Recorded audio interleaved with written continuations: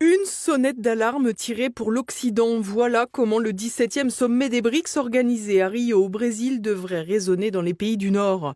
9 mois après Kazan en Russie, les géants du Sud global poursuivent donc leur organisation alternative.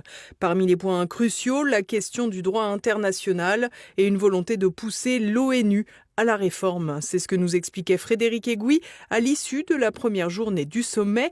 Il est l'envoyé spécial de TVL sur place. L'appel lancé à l'ONU, un appel lancé urgemment à l'ONU, à une réforme et notamment une réforme du Conseil de sécurité. Ce qui est une nouveauté par rapport à Kazan, où ces discussions existaient déjà, mais là la nouveauté c'est que la Russie et la Chine, donc deux membres du Conseil permanent du Conseil de sécurité, deux membres permanents du Conseil de sécurité, ont soutenu la candidature de l'Inde et du Brésil pour intégrer ce Conseil de sécurité.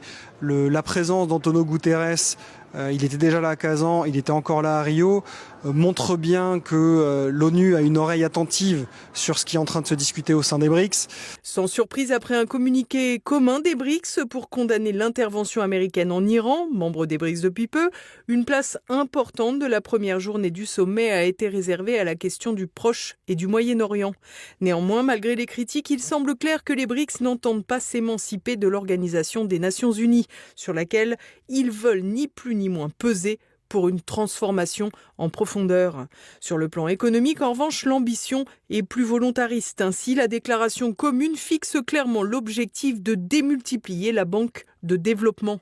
Dans son allocution à distance, en raison de son mandat de la Cour pénale internationale, Vladimir Poutine a déclaré que les BRICS devaient désormais créer, je cite, leur système financier indépendant. Dans leur déclaration commune, ont